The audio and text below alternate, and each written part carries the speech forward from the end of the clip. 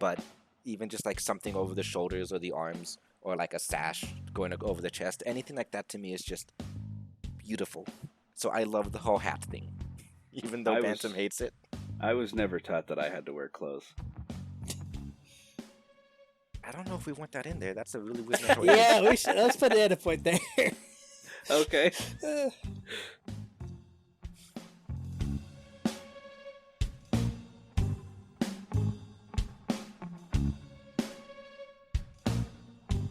All right. Welcome, small ones, to the world of dragons. I'm going to introduce ourselves. I am Bantam, the half-breed dragon of the air. I am Ray, the dragon of the sea. I am Diletan, the real dragon of the air. You keep telling yourself that, Diletan. You're actually the dragon of the earth. Now listen here, I know I'm a little chubby, but just give me a few weeks on the treadmill, I'll be soaring right over you. It has nothing to do with being chubby. It's because you're just not aquatic. What? Since when do sea dragons fly? All right, settle down. No. So, this podcast is part book club, part fan club. We review and discuss media with non-human, monstrous characters to help guide you to discover your new favorite world. Then, after the break, we engage in deeper conversations, picking apart characters and tropes as we gush over our favorites. This episode, we will be discussing The Dragons of Tiamath, from the book Tooth and Claw by Jo Walton, narrated by John Lee on Audible. A Victorian world of dragons, with family and social politics, class discussions, and inheritance lawsuits. So first off, let's discuss the overall writing style of the book, the language used, the pacing, and all that. And just overall, how did you enjoy the book? Without getting into specifics. So as far as pacing, in my personal opinion, at the start, it kind of threw everything at you. It tried to introduce the world as fast as possible. And I feel like, as far as most fantasy books, of the few that I have read, it tries to introduce as much as it can to try to hurry up with the story. Especially when it comes to fantasy named creatures and oddly named main characters that you're still trying to get to know.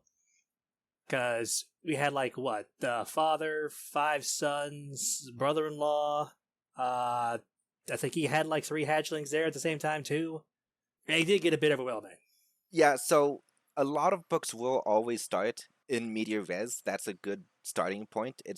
The alternative is that the book starts out very slow and nothing's happening for a while, and you're just wondering, what is the point?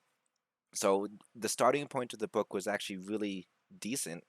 Sure, there's a lot of characters being thrown at you, but I can't think of another book that doesn't throw a handful of characters at you all at once. Every now and then you'll get one where it's just one person because he's on some super secret mission, or he's the only survivor and he's trying to get back to base. But he's only alone for a little bit before you then run into 10 new characters. That I'm not talking about, but I didn't feel like they really got much of a chance to really introduce each character individually. I'm not talking about giving them a whole paragraph or a whole chapter, but just a brief description to attach yourself to them. So for me, I do agree with Diletan. I have read a lot of when I was younger. I did read a lot of books, and almost every book I ever read and remember actually enjoying, they really it didn't necessarily feel slower, but they definitely did not introduce 10 characters in the first couple pages. They slowly built up to that, and usually within the first chapter or two, they've introduced the same amount of characters with better pacing. For me, the language in this book was rather annoying. Any book where I have to stop and look up what a word means, when a novelist decides to use a fancy word that describes a very simple thing, it doesn't really make me feel appreciated or welcome in the book. It makes me feel like I'm stupid and I should look this word up because clearly I'm too dumb to know what it means. And yet you use novelist rather than author. Point taken. I was okay with the language used, the vocabulary, the words. None of them were really difficult to figure out, especially given context. But I also do read a lot more than you two, so maybe I just have a larger vocabulary. At least for reading, I don't speak with a very large one. For me, I never really had any problems, and I barely read at all. Yeah, the only ones that took me a minute to figure out the first time I read it, this is probably my fourth time reading this book, was like couchant, supine, and all of that. I had to look that up the first time, but it to me that feels very much more concise way of explaining the position that they're taking rather than trying to explain how they're lying down or whatever. All right, for our listeners, why don't you explain what couchant means? So couchant, rampart, and sedgent are the positions usually used on old English shields where the lion or the dragon is either sitting, laying, or standing upright. Couchant is effectively catloaf. It's just a fancier way of saying that without trying to bring internet culture into the writing style. Rampart is when they're reared up on their hind legs, and sedgent is when they're sitting upright, but on their haunches because they are four-legged creatures. Granted, saying cat loaf in a book like this would seem a little out of place, but everybody knows what a cat sits like. And cats have been around since hundreds of thousands of years. But they never once mentioned a cat in this book. They probably don't exist in this country. Oh, that's sad. Probably all got eaten. They're all dragons. Of course they got eaten. No, we don't eat cats. I Yeah, do we not do. endorse this. You do. I don't. It's hairy as hell. Awful dragons. So as far as the audiobook goes, I'll be honest with you. I had a pleasant time listening to it. The voice actor, the narrator, does a very good job. What's the word I'm looking for? Just to capture how arrogance. Emoting? I don't know. No, emoting might work. Portraying? That's it. That's the word. Okay, start the sentence over. Okay, so as far as the audiobook quality goes, I personally enjoyed it. The voice narrator did a very good job.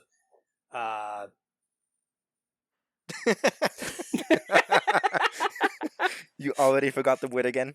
Maybe. I don't know. So you feel the narrator did a good job portraying the emotions of the characters in the book? Yes. I just had to hand it to you. Yeah, you really did. So, for me, I've listened to, I'd say probably about 6 or 7 audiobooks on Audible so far, and I will say that I liked him the least of all the books that I've listened to on Audible. I don't mean to, insult him, but it sounded like he was reading while wearing a tuxedo, sitting at a crystal table with a rose in a vase and a bottle of wine next to him. He sounded absolutely pretentious to me. And I understand that that's probably perfect for this book, but as having someone read the book to me through Audible, it immediately made me feel excluded. Considering all the dragons were from high society, it really fit. It really added to the ambience of the book, I guess you could call it. I rather liked the voice actor, or the narrator, rather.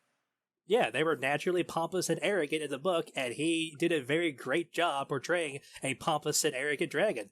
I mean, I've always been in favor of British voice actors for dragons, because they can nail that stereotype almost perfectly. And he has, I think it's a Northern Ireland accent, kind of similar to Liam Neeson. At least that's what I picked up. I think what we're learning here is that because I'm a half-breed, and I'm not familiar with this high society nonsense that you speak of. You're lowborn. Yeah.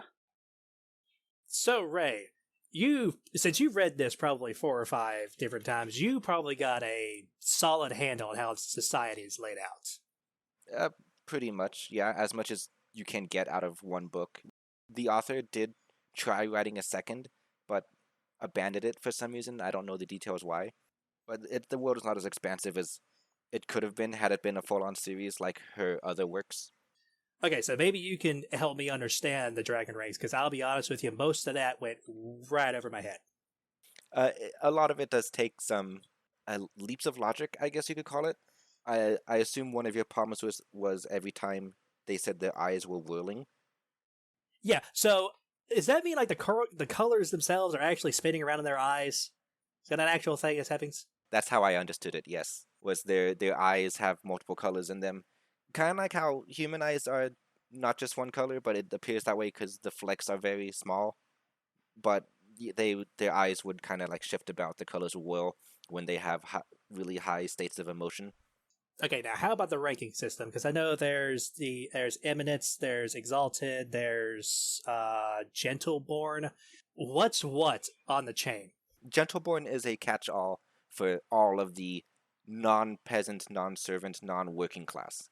Okay. Gently born just means you are nobility. I know Bantam hates this aspect of the book because he's like, just use the damn word Duke already. Well, it did seem like a lot of these words were just. It is a common writing thing where you take a list of terms that are very widely accepted, like everyone understands what this means, Hmm. and then you just change it and then just stick it back into that slot. Yeah. And, Duke and Lord and, things like that, it's like we understand as a culture what those words mean, and then you just give different versions of I understand that it for some it might be easy to pick up. For me, it was not. But same thing with The names of the months. yeah, things like that, or the fact that this entire book could have just been about a family of humans, and then they just jammed the word dragon into it. So first off, to touch on the language used, I personally love when authors create new words to mean fairly common things. Like, let's not create a new word for night necessarily, or day, or for the sun. Like, that's going a little too far, but just changing the names like the titles of the peerage, or the names of the months, or all of that. I love that. That really adds to the immersion for me. And but again, I don't have as difficult a time following it as you probably did. I think the way she could have improved that would have been to introduce a character with a title like illustrious, or and then explain what goes into getting that title. So that way you understand, hey, this title is higher than this other title. Because there were, by my recollection, 4 or 5 different titles. I had no idea which title was more important than another title. Yeah, I felt like there was very little context given to what rank was what because I right now I still have a hard time figuring out the difference between a Yeah, duke and a lord. a lot And of the context you do kind of pick up as you go through it, and so multiple reads does help with the small details like that. Overall, it's not super important to the story because I think only once in the whole book does anyone pull rank on someone else. So all you need to know is they are gently born, they are nobility, they are high ranking in society. But the specifics at the very top, you have majestic, and these are all dragon word stand-ins for the Yarge term, and the Yarge in this world are what they call the humans. So majestic is the king, uh, and highness would be the queen. Those don't exist anymore because after the conquest, the Yarge kind of forcibly disbanded the royalty. So I guess they're more of a council society now. I'm not fully sure on that one, Okay, but real quick, yes. just a small aside. The fact that you've read this book probably 4 or 5 times and still don't understand that lends more to my point. Well, again, it was never important, and because they started writing a sequel but then stopped, they were probably going to get into it in future books, and it just sadly never happened. But that's just a problem you have with any kind of long series that gets canceled early on. Yeah, true. Yeah. Uh, Below Majestic, you have a Eminent. Below Eminent is August. Below that is Exalted, then Illustrious, then Dignified, and then Respected. The female terms are slightly different. Like male would be eminent and female is eminence, uh, or male is exalted and female is exalt. So there's slight differences based on the gender, and the children are always called one step down of their parents' title, which is why dignified Bon Agornin's children were always called respected. Avon did get called dignified once or twice because people assumed he inherited his dad's title and lands. But that's just kind of how that works. Give me one moment to pick up the pieces of my brain. You do that half-brain. I understood that completely. Now, another thing about this world is that this society, as Victorian as it is, also has a touch of cannibalism. And by what I mean is that these dragons will cull the weak in order to keep their society strong. And by doing so, they will consume the flesh of those they deem unfit to live and grow stronger and bigger with each bite they take. The funerals are held, and the bodies of the deceased parents are given to the children to be consumed. To be honest, I don't know how a society can survive on a principle of cannibalism. Well, I mean, first off, there are human cannibal societies out there. They don't completely eat themselves out of existence. Tell that to the Cossacks. Pretty sure they're not around. And they also human societies that eat each other typically end up with horrendous brain diseases that kill them anyway. Yeah, so there is a touch of magic in this world, and the dragon meat is one aspect of that. Most species do not actually get stronger when they eat themselves. It's very unique to the dragons in this world. But yes, for the betterment of dragonkind, the weak and sickly are called. You can also challenge any other dragon you want to a duel, and if you win, you get to eat him unless you decide to spare him. Which I'm pretty sure no dragon would ever do. I mean, that's just a waste of good meat. I mean, there is actually one sparing that happens pretty early on in the book. Oh, right. I know which scene you're talking about. Yeah, but I we'll won't get go into detail about that. into that more in the spoilery territory. But yeah, the book opens with Bon Agornin, the father of all the main characters, on his deathbed. And one of the main focal points of the story is just a lawsuit over his body. There was some confusion in how his body should be divided up, and that becomes a plot point moving forward. But yeah, so dragon flesh is usually inherited by the children if you die of natural causes.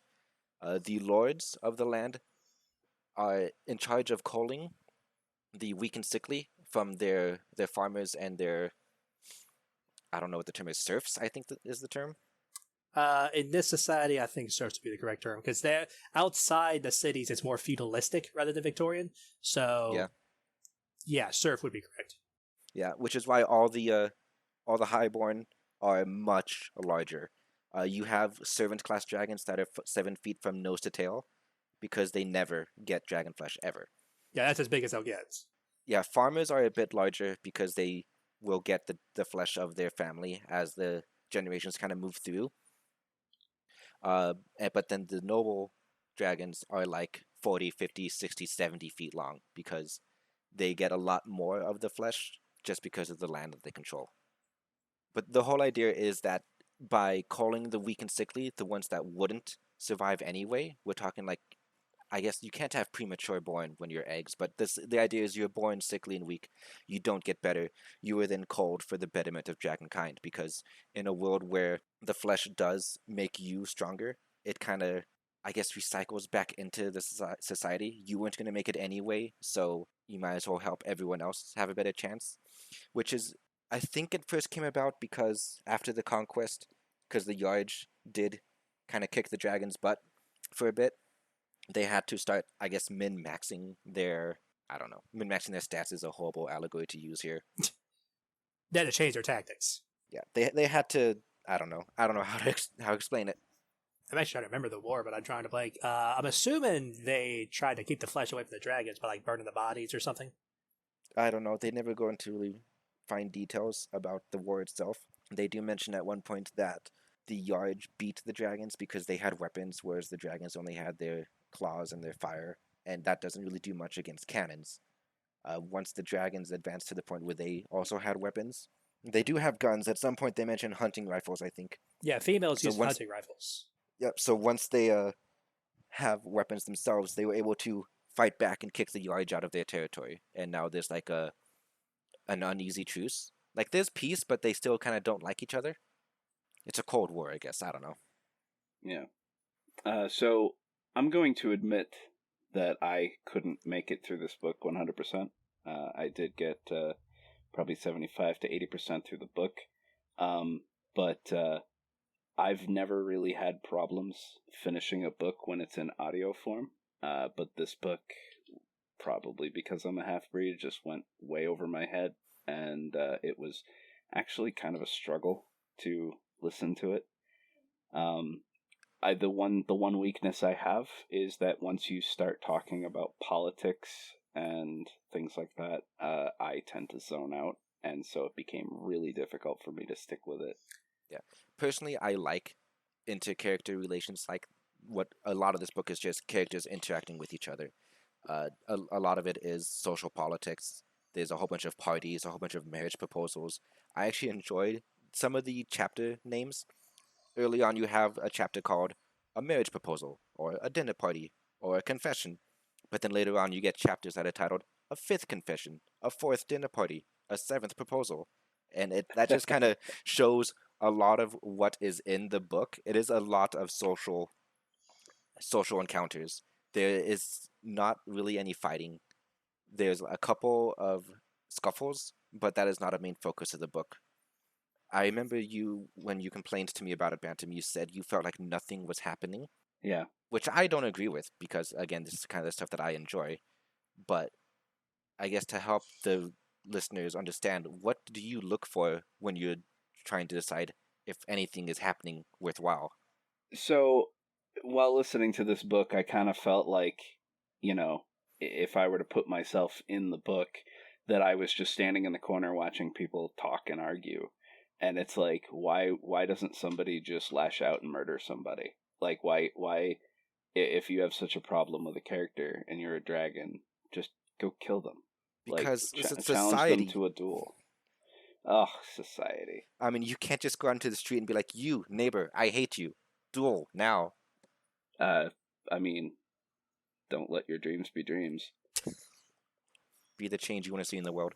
Yeah, I'll go outside right now and challenge our neighbor. Don't do that. You're gonna get your ass handed to you. I don't know. I'm pretty nimble in the air. You're not gonna win against Durandal. Now, I will admit, I do side with both Bantam and Ray on this. The politics did get kind of winding, because when my mother used to watch soap operas, I would zone out like almost instantly. This did feel like a soap opera. But the world, how it's structured, and seeing these primal beasts try to function in society that has an actual court system, feudalistic / Victorian era style, that I was more interested in the actual politics. I was reading to see how this world functioned. And the court case itself, that's what I was hooked on to try to get to the end. This book is Downton Abbey, the novel. I mean, I've never seen Downton Abbey. I've never watched a soap opera, so I can't really compare that. But sure. The point is, dear listeners, if you're looking for high fantasy, action-packed, combat-focused, then this is going to be very slow and dredgy for you. But if you're more interested in seeing how a society functions, if you enjoy world building and character development, then this is amazing. Yeah, I will give it a high praise for world building. That's what hooked me on it. Speaking of the court systems, how exactly did that work, Ray? I'll be honest with you.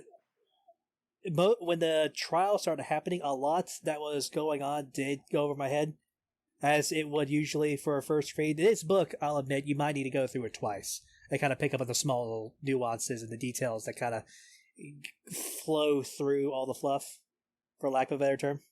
Yeah, you can read through it twice, or you can just listen to us explain it. That's why we're doing this. So we won't go too much into the court system, or the trial itself, until the second half after the break, because that's kind of a little spoilery, but we can touch on the system itself. There are 3 judges, I believe it was 3. There is a jury, most of the time. I'm pretty sure, similar to Human World, the jury is only there for criminal cases, maybe? I think that's how the human justice system works. Yeah. There's no jury for civil, only for criminal, right? Yeah, it's only criminal, no civil. But yeah, so there's a jury. There's 3 judges. There are 3 different kinds of lawyers. That's unique. The pleader, the defendant, and no, it's not. It's not defendant prosecutor stuff. the pleader, the courier, and I think the third one's just called the lawyer. Basically, they just took the jobs that a human lawyer has, they split it into three, and they all just specialize. So you'll have one dragon stand up to raise the objections, and then it's a different one who questions the witnesses, and so on. They kind of just split the jobs up. They also have different wigs for each job too, Yeah, specially designed so for each lawyer. this dragon society as a whole, at least the city version of society or the highborn, they focus a lot on headwear. The dragons don't really wear a lot of clothing, and so a lot of their fashion goes into hats. There's actually a chapter called "The Importance of Hats." There's another one where they actually just go shopping at a milliner, and they have a discussion in there because hats are very important. You need to have a hat for your parties, and a hat for walking the street, and a hat for all this. So naturally, that kind of bleeds into the court system where the judges all wear powdered wigs, which is an amazing mental image considering the dragons. And the lawyers all have powdered wigs as well. And the style of wig kind of denotes which type of lawyer they are, what their job is. I'd imagine wearing a hat would be tedious considering you had to fiddle with the horns. I'm pretty sure they have like their hats are made to like be attached so that they don't fall off. I remember at one point, one of the characters is going flying somewhere, and he makes sure his hat is securely fastened so he doesn't lose it in the wind. So I'm pretty sure it gets strapped in there. I guess that works. That still sounds uncomfortable. I mean, dragons with hats is an amazing concept. Dragons with any form of clothing to me is an amazing concept. Obviously, they're not going to be wearing pants or probably not even like a tunic, but even just like something over the shoulders or the arms or like a sash going over the chest, anything like that to me is just beautiful. So I love the whole hat thing, even though Bantam hates it. I was never taught that I had to wear clothes. I don't know if we want that in there. That's a really weird mental image. Yeah, we should. Let's put an end point there. Okay. Yeah, Bantam, why do you despise the hat so much?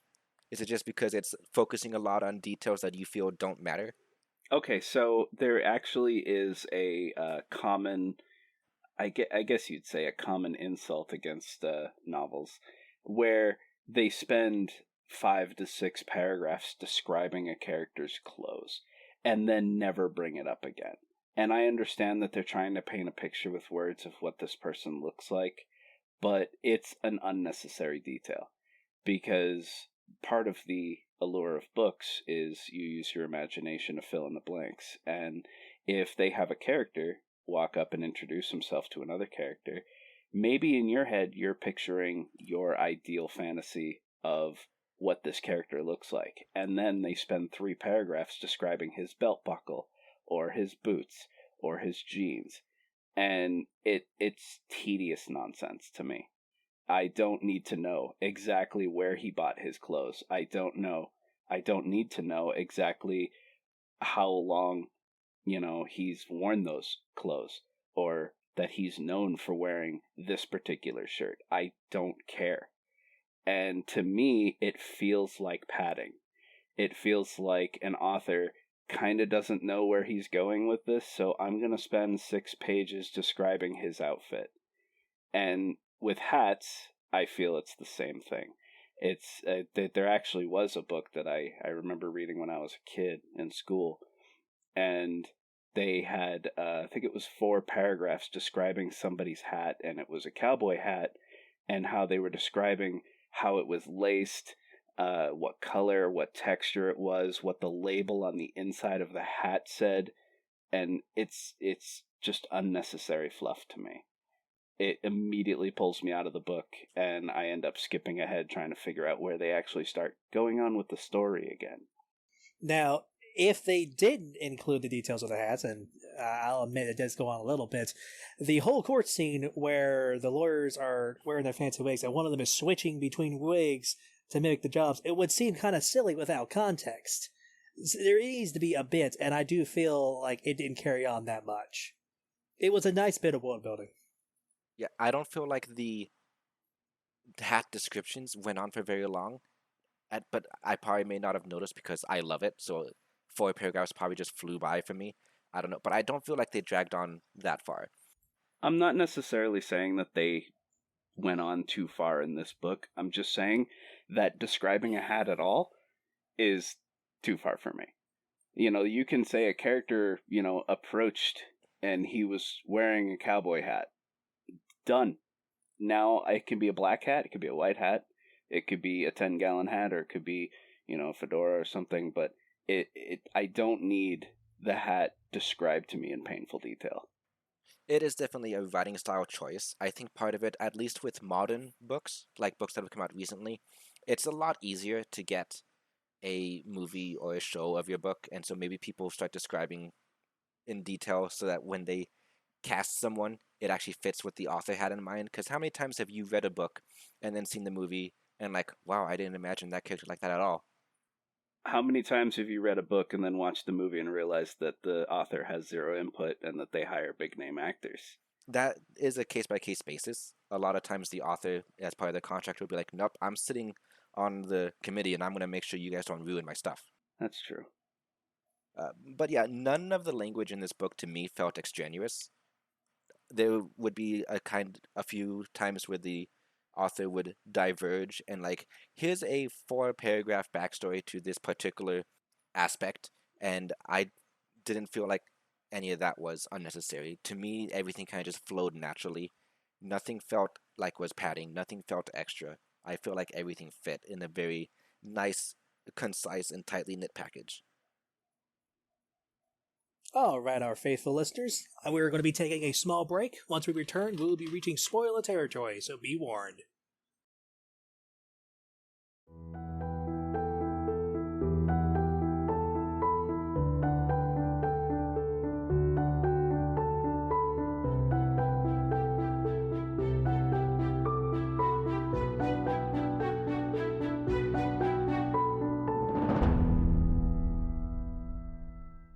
All right, welcome back, listeners. So we're going to be getting into the spoiler discussion part of the story and the plot at large. So Ray, are we happy how things ended?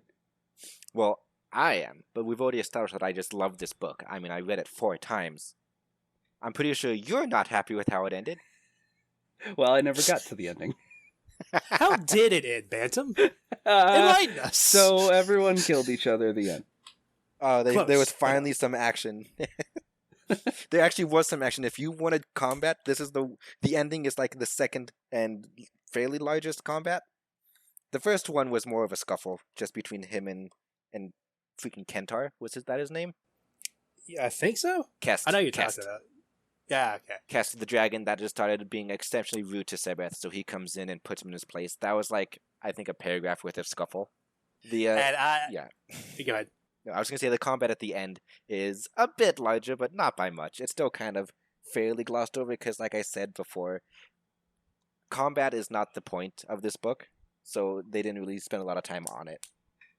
I know combat wasn't the point, but it was the climax, and they describe it as like a violent and bloody struggle because when 2 dragons go at each other, it's supposed to be this intense, brief but intense struggle. But there's no examples of how it's supposed to be intense. I would have liked to see Cher rip off Davarak's arm or something, just to give an example. But instead, it's just like a couple of sentences, and then boom, you're done.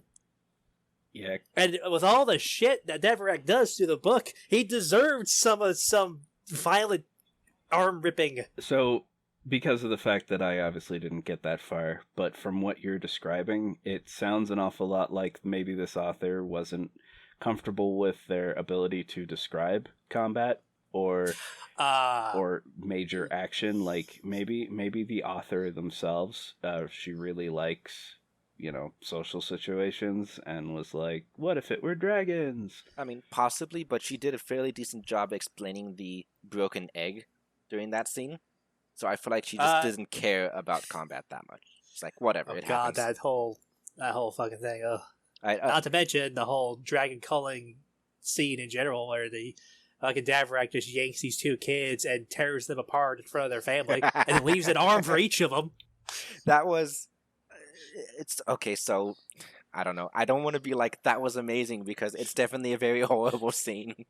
But It's a horrendous. but so like I enjoy when books, or I guess even movies and TV shows for that matter, when they touch on a lot of this stuff that people would be adverse to. It could be something like sex or something like insane violence or drugs. It's like, yes, these are horrible things, but they are things that exist in the world. And so when they're not completely 100% ignored, I enjoy that. So seeing something as terrible as killing a family's sick young, because you have to call them, we've already established that's how dragon society functions, describing that rather than just glossing it over is like, hey, you get points from me. Good job on touching on this taboo subject. It's also why, like, I don't need a book to be literal pornography to enjoy it, but just to mention, like, oh, and then they went off and they did it, right? Of course, in much nicer language. I'm not an author, but just to admit that it's something that happens, and yet that yes, this character has urges, so he went and had fun with this wench or whatever. I enjoy it just being acknowledged. Yeah, that's understandable. Yeah, but to go into that amount of violence, I mean, even if it is, as you say, trying to paint a good picture for the world, at the very climax of the book, and not try to use the same amount of detail as with that horrific scene, it feels very hypocritical and very underwhelming. That's still going to bother the hell out of me. I mean, I guess. I don't know what would be the perfect ending in general for me. Like, when everything comes crashing down during the climax, maybe drawing it out wouldn't be that great, I guess. I'm not complaining about the ending at all. I actually liked how it all wrapped up. I think I would have to go to an alternate universe where this book has, like, an entire chapter dedicated to the fight and see if that felt better or if it felt drawn out. Because I don't know which one would be better, honestly. It's a gripe I have with literature doing fighting or any side of scene like that in general. It's either they over-describe it to where it gets kind of exhausting and it draws on too long, or they just gloss over it completely to get absolutely nothing out of it. Just saying like, hey, this happened. It was very violent.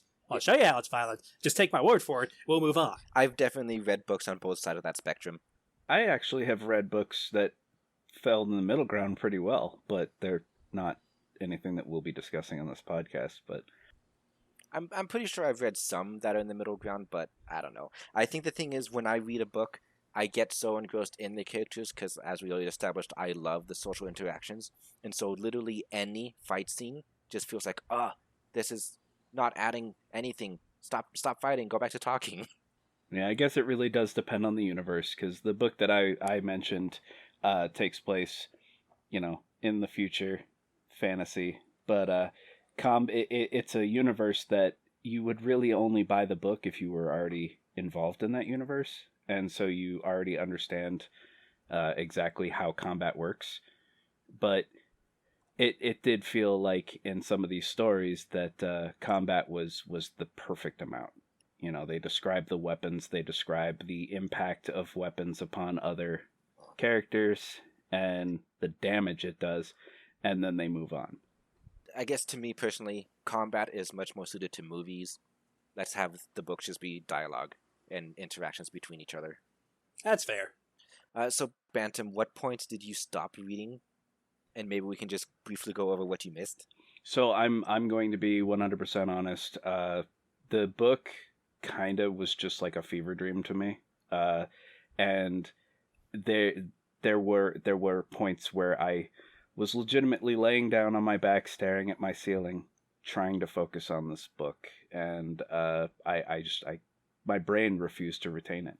Like, my brain looked at it and went, "What is this? No," and tossed it right out. Do you feel like that's a problem with the audiobook, and maybe if you had a physical one, it would have been easy to stick with it? Or at least easier to absorb it?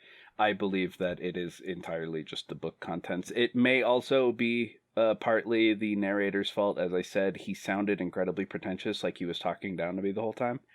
And I didn't like it. I mean, there's another book that we will be discussing on this podcast. The narrator is phenomenal.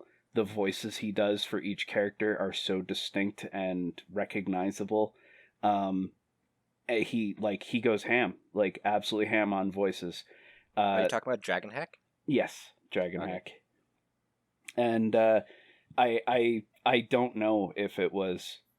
I believe maybe it was 30 to 40% the narrator's fault, for me, and the rest of it was just the content of the book. You know, like you can have somebody with a really enthusiastic, wonderful voice narrating a book that is incredibly boring, and I'll still be interested because the person talking to me, you know, it's fun to listen to. This guy was neither fun to listen to nor was the content fun to listen to.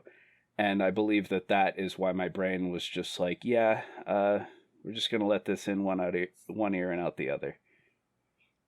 Narrators are actually very important. That's why Audible has a separate ranking system for the performance, because you could love the book but hate the guy that did the narration.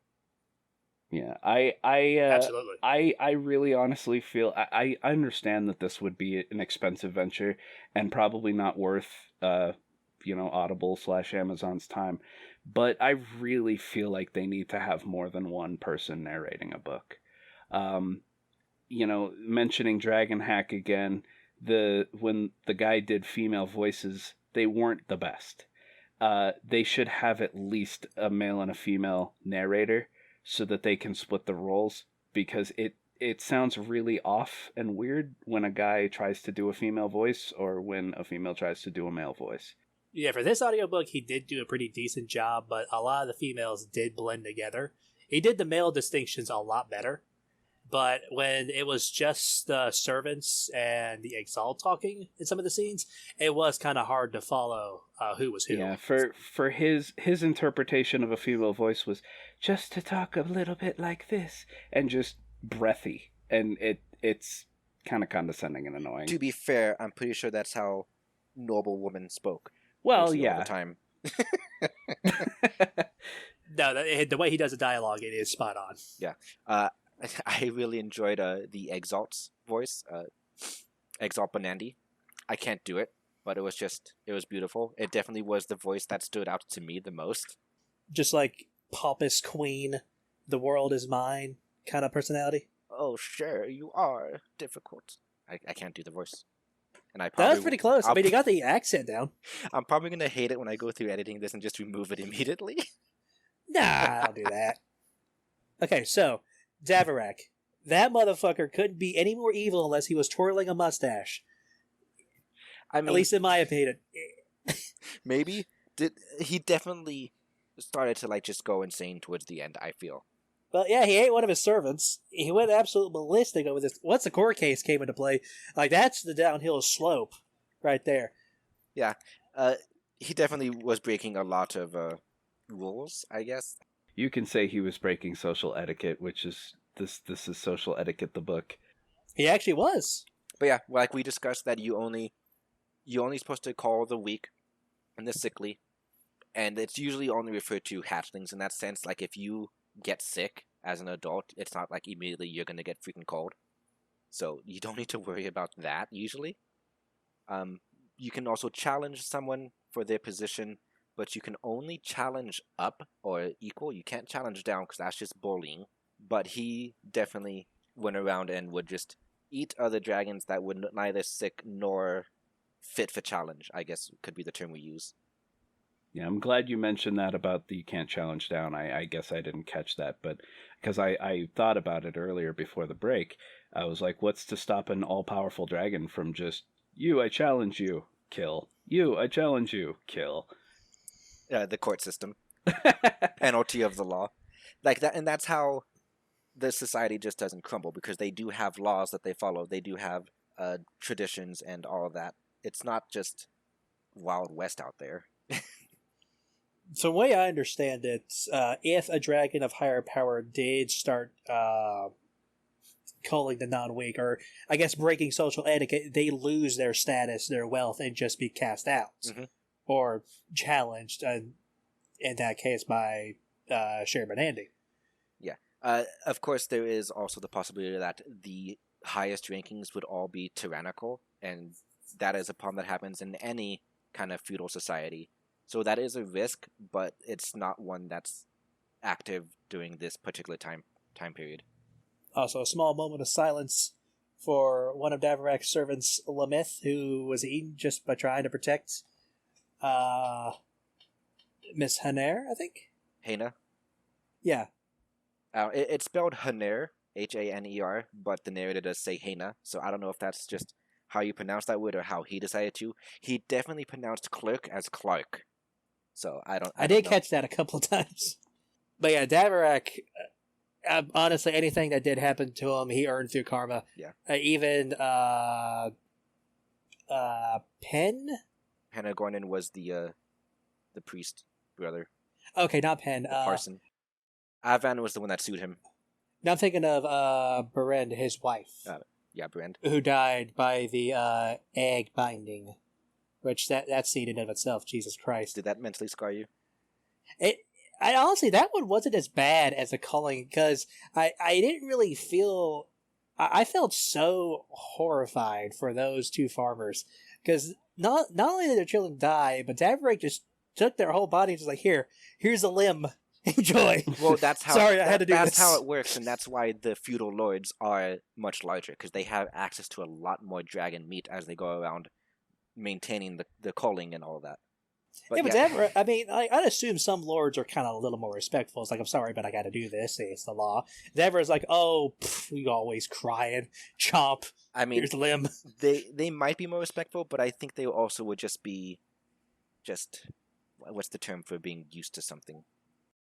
Familiar, just numb to it. Like, it's just something that happens, and you just deal with it. I'm sorry. Like, the mother is sitting there just wailing and in tears, and the two surviving children are like clinging to her leg because they're just watching this go on, and it's definitely scarring, but it's something that happens in this particular society, so you just kind of get used to it after a while, I would assume. I mean, I don't know. They didn't really seem like they were pretty used to it. Well, you get used to it on a much grander scale. The individual family, probably not, especially if that's the only sick child that you ever have during your career as a mother. Because also in this world, apparently, it's very, very dangerous for the mothers to lay eggs. Like, of course, you had the egg binding that we talked about here, but it's just understood that if they lay clutches too close to each other, it's very taxing on their health. Most mothers are not expected to make it past 3 clutches, but yet you have to keep reproducing because, similar to old Catholic values, their religion in this world does preach about an increase. You need to keep having children, you need to keep making the species as a whole stronger. I think it's more or less understood that all female dragons will eventually die in egg laying at some point. I mean, if this were my society, I would just leave. You just built different, you would just leave. I was honestly expecting a revolt from the peasants, but that's just me. Well, so first off, the peasants are like between 7 and 12, 15 feet long because of how much meat they get, whereas the peerage are all like upwards of 50, 60, 70. And then at the same time, you do have the Yarge on your border. Apparently there's still skirmishes, I think, because they do mention the military from time to time. Yeah, and apparently that if you die in the service of the military, your body does not return to the family. The soldiers will actually eat you instead. Yeah, so like, gain your strength. Join the military, you have relatively easy access to meat, but you could also just be killed in battle at any time. That's the kind of risk inherent there. But the point is, with the Yarge, the conquest is recent enough that they all still talk about it. Like, they lost to the Yarge fairly recently as far as dragon lifespans go, living upwards of like 500 years. And so it's like, sure, yeah, you could revolt, but then what protects you from the Yarge if all the large dragons have been overthrown? I mean, I guess strength in numbers. That's the whole point, is that they're making the species stronger. That's why this culling exists. Maybe. My heart still goes out to those farmers. No, you're obviously just a radical. Yeah, you know what? Fight the power, free the system, unbound the servants. Well, fly. You remember the radicals and the free thinkers that they touched on in a couple points, right? There is actually a movement to basically free all the servants. Yeah, I'm assuming all of those are followers. Isn't the old religion part of the reason for that? Or am I thinking something? I think those two ideologies are just linked, but it's not like the old religion taught against servants. It's just that the people who follow the old religion also happen to be the ones that believe that servants should not be bound. Yeah, I realized that. We never talked about the religious structure. Yeah, for the world. I may be a half breed, but I'm also kind of a heretic. I really do not enjoy religion being explained in great detail in my books. Heresy. Well, it just I adds to the world building, though. eh, it's never a good thing. Like any book that I've ever read where religion is a major factor, the religion is always problematic, or they describe all the negative aspects of the religion. Like in this one, you're not allowed to fly, so we're gonna bind your wings, and it's like what? I just once I'd love to read a book where religion is empowering and wonderful, and everybody, it makes people happy, and there's no hidden agenda or dark meaning, or it to me, a dragon with its wings bound. I mean, if my wings were bound, I'd be devastated. Yeah, what the hell is up with that wing binding, by the way? Yeah. So first off, just to touch on Bantam's whole religion bad. Her, uh, in the human world, the religion is usually a problem. It still is to this day. That's just the way religion is at its core. So there's always going to be problems with religion in any other world. But I do understand what you mean by a lot of times fantasy novels will be like, hey, the religion, the church is secretly evil and they're going to take over everything because the Pope is obviously Satan. Yeah. So it's like that definitely gets old. But I feel like this religion was decent. Like, yeah, there was definitely some problems, but like I said, every religion has some problems.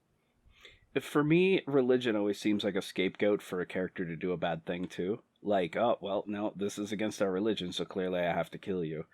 I mean, And most bad things that happened in the world, people cited religion as the reason. no, I'm specifically speaking about in fantasy novels. It's like I feel like religion is used as a crutch to explain away certain actions that certain characters have, instead of getting involved with why did they do this and why did they think it was okay. They just go religion, and that's usually just like a throw it into the religion pile because you know that's why this person did this, and it seems lazy to me. All right, bound wings. Dilatan, you don't understand bound wings? Yeah, what exactly is its significance? So the servants have their wings bound so they can't escape because it's borderline slavery. Like they're not being paid. It's a life of servitude. They were basically bought from their families. That's they at some point they mentioned the bond payment. The families do get a settlement, but then you now belong to this lord. You live on their estate. You work for them, and you just spend the rest of your life there.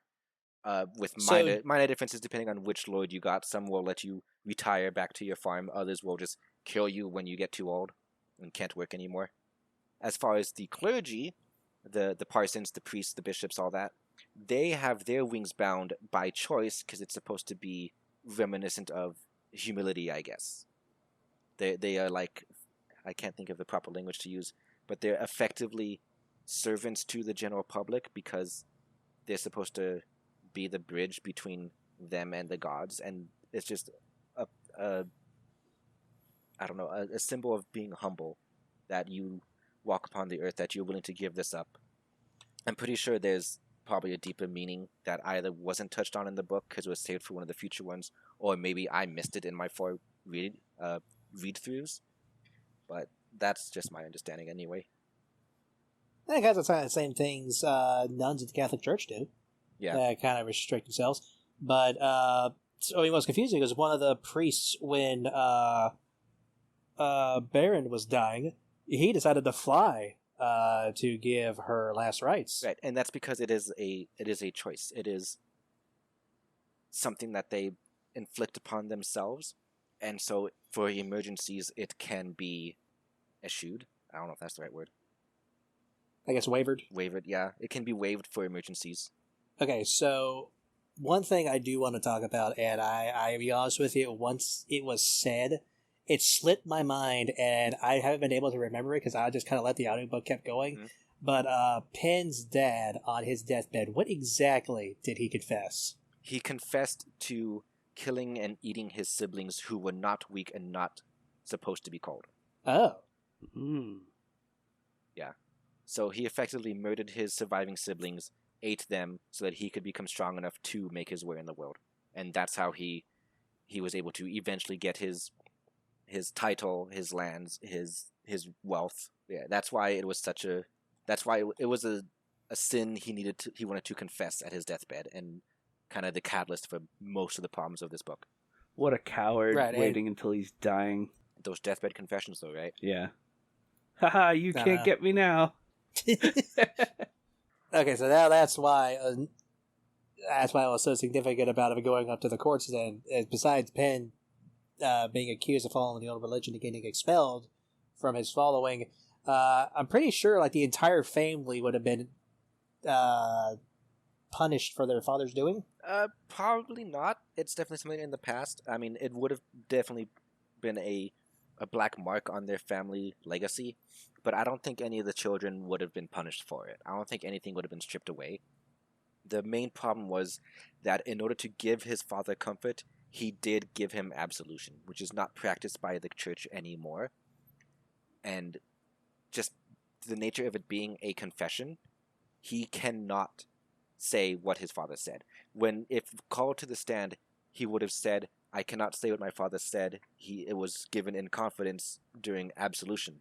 And the court would have dropped at that point. The court would have been like, oh, okay, so we cannot use this testimony. That's unfortunate. We're going to figure this out a different way. But it would have then been public that Penn heard a confession and gave absolution. The church would have been like, no, we don't do that anymore. So give us back your bindings. You can't be a parson anymore. And it would have basically ruined him. Also, whether you know parsons are granted immunity, which I'm pretty sure that if he were to be kicked out of the church, he also be able to challenge. Yes, you cannot challenge a member of the church. They have immunity. So yeah, if he got disgraced from the church, he would no longer have immunity. He could be challenged by most people, and he would also be disgraced. And if you're disgraced, people aren't going to really be giving you a chance for anything. He probably would not have been able to get respectable work anywhere. He would have actually been ruined. So let's touch up a little bit on Baron's death, because we've been kind of hinting, we've been dodging around it to bring it up as an example, but I'll be honest with you, it was kind of justified. It was a good kick in the ass for Deverek for him being the dick that he is. I even know Baron had to die for it. I felt like it was justified. Justified as in she deserved it? Not that Deverek deserved for her to die, if that makes sense. She did not, but Deverek needed to lose her for the sake of karma, considering all the bullshit he has done. I mean, I guess saying karma is the reason why someone else has to die is a little... I don't know, it doesn't sit right with me.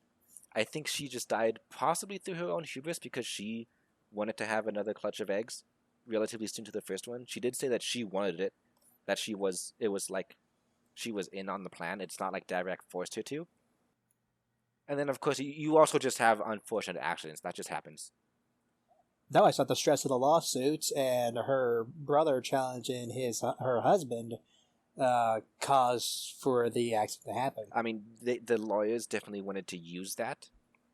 That was going to be one of Deverek's lawyers' key points for why Avan is in the fault here, by bringing all this undue stress to Deverek and his family.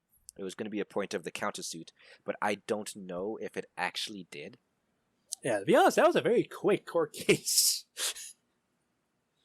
But yeah, Cher is the best dragon. Oh, absolutely. When I first heard him introduced, I was hoping that him and Deverek would go toe-to-toe. And they did. I was very happy about that. I actually was like, I didn't roll my eyes. I'm like, I saw that coming. But no. You were like, thank God that happened. I was like, I was one of those things like, it probably ain't going to happen. Yeah. How powerful for you, since you actually read it, grumble, grumble, bantam. How powerful for you was the scene where they are having dinner with Deverek before the court case, and then they find, my God, so many dragon names. They find Hena. See what I mean? They find Hena half starved in her room, and he just stares at Cher just stares at Deverek and says, "Deverek, you are a disgrace to the office of the illustrious." To be honest, my mind was like, "Oh my God, I'm right." The whole ritualistic throwing down the glove. I challenge you, sir. Yeah. But at that point, I knew the fight was going to happen. I knew Cher was going to win. Because he's the good guy and he had to? More or less, the way the writer was going on about this, I didn't think he would go for like a 180 Davarak wins Cher. Just like, I'm sorry, but I don't really see how this is my problem. This isn't really part of my family. And then fucking Avon just gets eaten. Book over. Whatever. Let's go. The grimdark ending. But no, I was very satisfied about them actually going toe-to-toe. Yeah. And in fact, Cher challenging Davrak is a decent example of someone challenging down, which is generally not allowed. And they do touch on that later. I don't remember who asked Cher about it, if the courts will allow it, because he is challenging below his station. He was larger than Davrak. So when we say challenging down, they also mean not so much as station, but as size. You usually have to be within the same size class as yourself. Boxing rules. Yeah, basically. So because he was larger, but Davrak had his fire, because dragons aren't born with the fire, they get it as they grow older, it was considered even, so he was allowed to get away with that challenge. Speaking of fire, as soon as they brought it up, be like, oh, well, if a dragon gets their fire, they're going to probably die soon. I was expecting Davrak to get some, like, Deus Ex Machina halfway through the court trial. He just kind of chokes on his own breath and falls dead right there in the court. Fire cancer, the worst. Oh, I know, man. You don't know. One day it'll happen. I swear. Poor Dilettante doesn't have no fire. It's coming. You don't need fire. Some good claws, some good teeth, sharp horns, you're good to go. Fire's for the weak. And apparently it's very lethal to have it. Well, fire is always lethal, of course. Exactly. But, I do love the fire cancer. So, Ray, what did you think about Cher threatening to eat his own mother? Because with how the society worked, I kind of expect threats like that to go back and forth. Because the way, was it Celinda or Haina who kept worrying that Davrak was just going to eat her outright? Haina. Haina is the one that went with Davrak. Yeah, Haina was just panicking day in day out. I was like, oh my god, this is it. He's going to eat me. When I kept reading that and Cher threatening to actually go against his mother, I was like, hey, shit happens. Yeah. So, Bantam. Yes. You probably didn't get to this point, but at some point Cher does threaten to feed his mother at his wedding feast if he doesn't accept his intended as part of the family. Mm-hmm. Which is a big, I don't know, like, social no-no. She's all like, you wouldn't dare be known as the exalted that would feed his mother, or whatever. Or that would kill his mother who wasn't sick or something. Touching on the whole calling thing again. I guess it's important to understand that dragon biology, female dragons don't have claws. They have hands, which is why they're the ones that usually handle all the writing and most of the fine crafting. Mm-hmm. So because of that, they are generally at the mercy of the male dragons to kind of keep them safe. So getting married off is usually very important because it's how you stay safe. Yeah. So, Dilettante, you asked, like, the whole threaten to eat his mother, were you expecting her to just eat him back? Is that what you mean? No, but I didn't really expect it to be as offensive as it should be. I said it'd be like playful banter. That's how I kind of perceived it. But now, I mean, thinking back to it in context, yeah, it could have been playful banter, but I'm pretty sure the scene in question, like his tone, the way he delivered it, and just because it was obvious to her that he was very serious, because let's face it, freaking Exalt Benandi's a bitch. So she really is. Who are you to be Exalt Benandi? She is very focused on people's station, and you gotta stay among your own kind, right? You can't marry outside of your place. Like, how dare you fall in love with my son? You are far below him. You're not worthy of him. So yeah. She kind of had it coming. So I know Cher is your dragon boyfriend at this point, but what plot line did you enjoy the most? I could just give the cheap answer of, I enjoyed them all. Yeah, no, you gotta pick one. I mean, like for me, I was following to the end for the court scene. I'll even accept that, Ray liked them all. But yeah, if you had to choose a favorite. If I had to choose a favorite, I guess Penn's, with his whole, like, what have I done? I granted absolution. That whole thing kind of hit fairly hard. I mean, at one point he considers the sin of suicide. Like that's how big a deal it was. I was kind of surprised that was even like Mentioned. touched on. Yeah. That goes into the pile of I love how something this taboo is just acknowledged, because it is a thing that people think about during really tough times. So good on you, Joe, for not being squeamish about it. I love it. Yeah. But yeah, and then Cher comes in and says that he intends to marry his sister, and he's like, "Oh, thank God," and just starts crying because he was worried about ruining his whole family kind of with him, because family names are very important. If he gets disgraced, then no one's gonna want anything to do with his family. So his sister is gonna get like, I don't know, probably killed with the way this culture is going. Yeah, and basically see a culture this literally bloodthirsty try to function in a court system. That's what I was interested the most in, to see how this would all play out in front of 3 different judges. Of course, it's kind of a cheap answer because the lawsuit ties everything in together at the end. Well, it's kind of really poetic, and it's an example of really good writing. Everything starts with the death of Bon Agornin, and that kind of like branches out into several different plot lines because the family all splits up. And then it all comes neatly together at the end in the court case, which is a lawsuit over the body of Bon Agornin. Everything gets resolved right then and there because Davrak is killed, which I guess, helps Hannah be safe. Penn doesn't have to come forward about the confession. That can stay secret forever. Selendra and Cher end up getting like truly betrothed, because she finally blushes pink. Just everything just finishes so neatly in one scene that was directly tied to the opening scene. It's a perfect beginning and end point. And Avon gets the meat he deserves, which we never actually mentioned. The whole reason they were getting sued to begin with about Deverak eating more of his father than was agreed upon in the will. So once the battle is done, I think Cher just like lets Avon have his, I don't know if it's the amount that Deverak stole or Cher got to eat anything. I don't know. That's kind of just I think Cher just took a single token bite, which is again why it ties so perfectly into the beginning, where it was understood by Davrak that Bon Agornin was only talking about his gold when he said, "You take one token piece each and leave the rest for my less established children." At the end, when they're dividing up Davrak's body because they inherited through the lawsuit to basically restitute for the theft of their father's body, Cher is basically taking Davrak's place at that point. He takes just one token bite, and the rest goes to the less established children. Pen, no, not Pen. Yeah, no, not Pen. Aven, Hannah, and Selendra. Honestly, all the storylines were great. Pen definitely hit a little hard during that whole mental anguish part. I like Solendra's storyline just because, like you said, Cher is great, and she's the one with Cher. Although, honestly, Selendra gets a little bitchy when she's just trying to mess with Exalt Bonandi.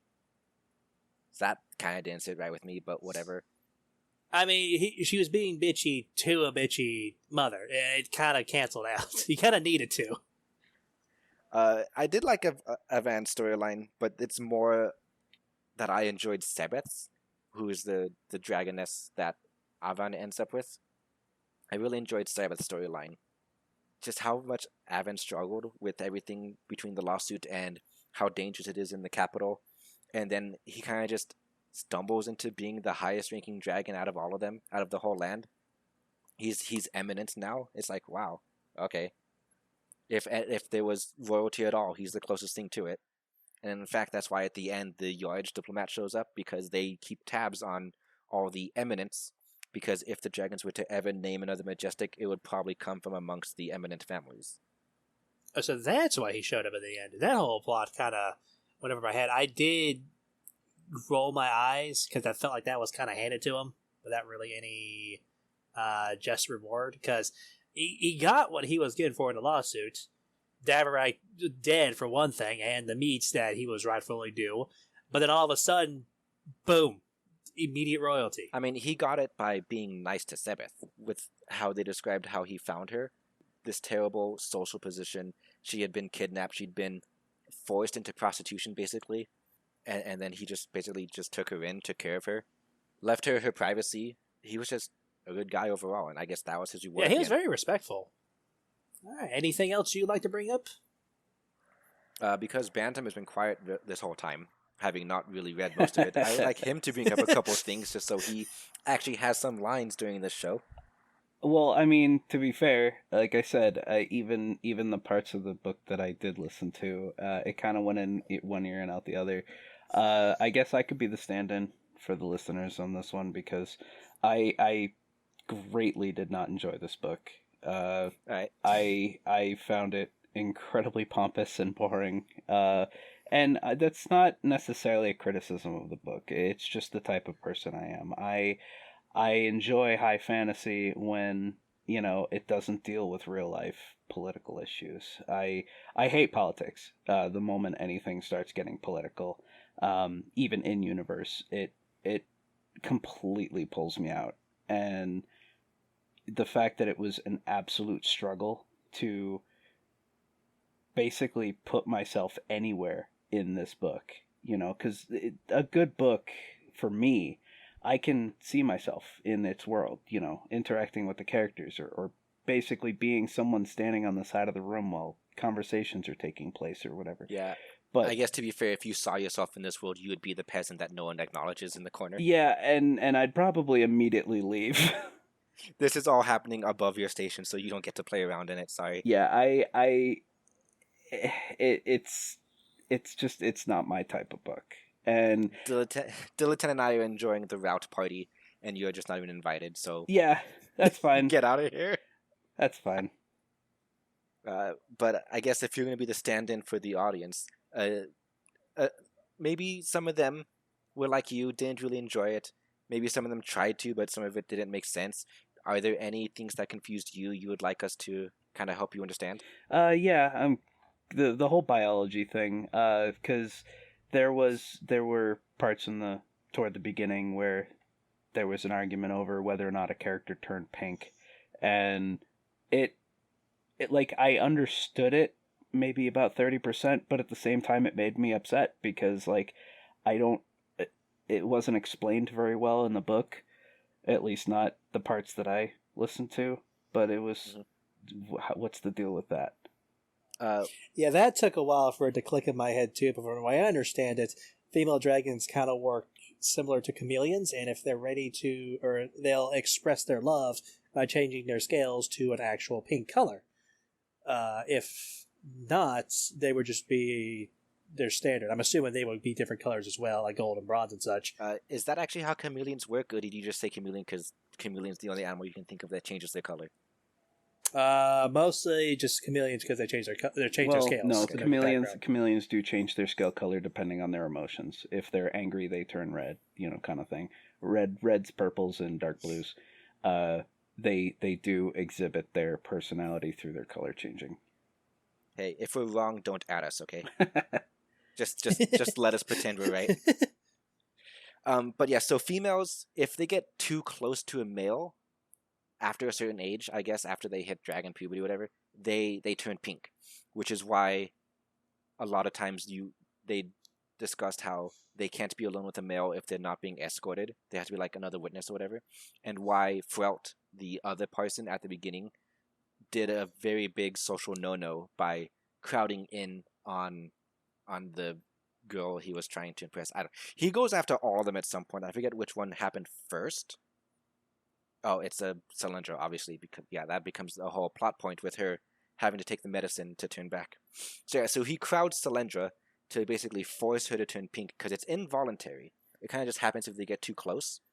So usually when a male would propose, if she accepts, then they basically snuggle because by the close proximity will cause her scales to turn pink, the pink color of a bride.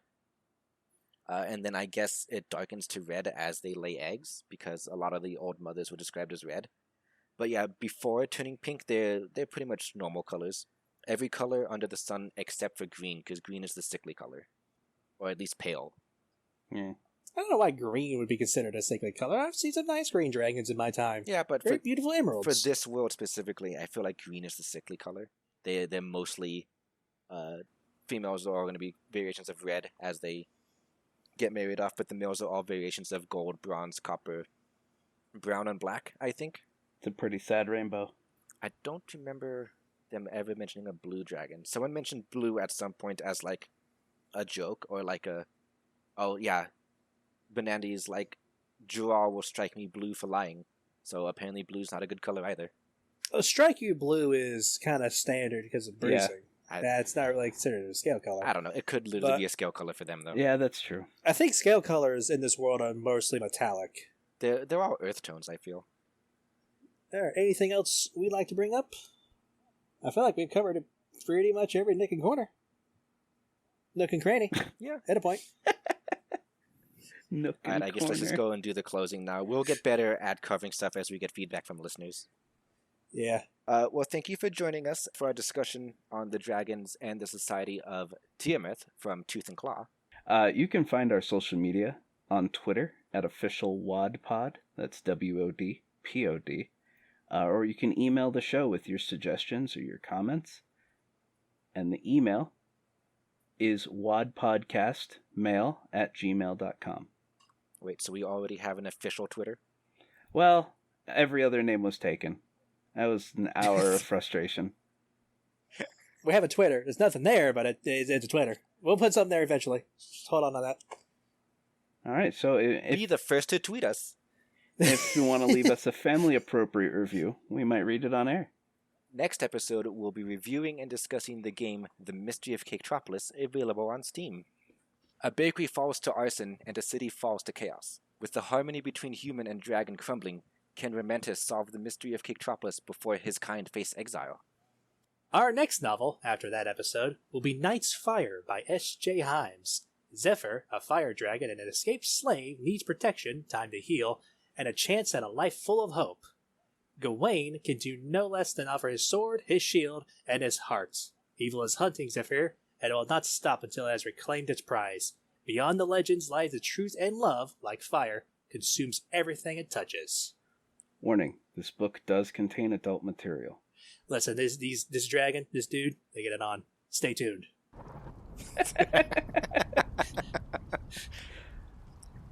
Alright, well, again, thank you for joining us. I'm Ray. I am Dilatan, the dragon of the air. And I am Bantam. Shut up, Dilatan. See you next time.